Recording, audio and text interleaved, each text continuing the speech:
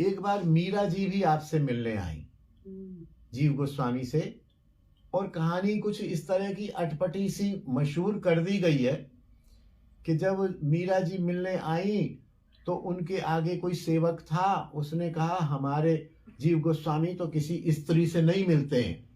तो मीरा जी ने कहा कि मैंने तो ये सुना था कि ब्रज में सभी स्त्रियां हैं, पुरुष तो केवल श्याम सुंदर ही हैं, तो ये दूसरे पुरुष कहाँ से आ गए।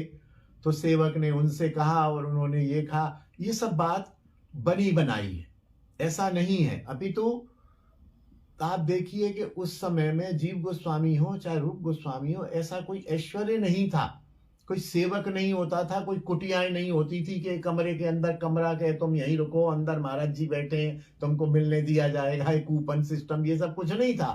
तो खुले में पेड़ के नीचे रहते थे रूप गोस्वामी, जीव गोस्वामी भी ऐसे ही रहते थे। तो जब मीरा आई है तो मीरा को जीव गोस्वामी पहचान गए हैं। मीरा सत्यभामा का अवतार है।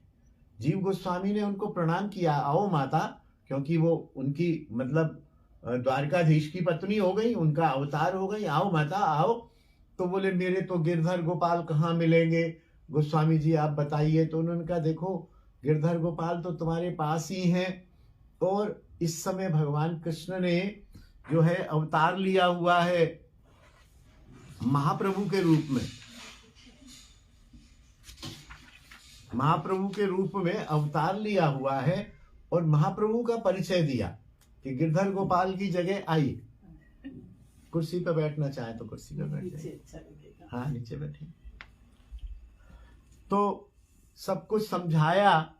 तो मीरा ने उस समय पद गाया, अब तो हरि नाम नो लागी, सब जग को यह माखन चोरा, नाम धर्यो वैरागी।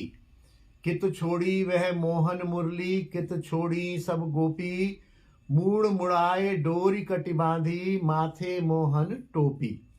मात यशोमती माखन कारण, बांधे जाके पाँव, श्याम किशोर भयो नव गोरा, चैतन्य जाको नाम। पीतांबर को भाव दिखावे, कटि कोपीन कसे, गौर कृष्ण की दासी मीरा, रसना कृष्ण बसे।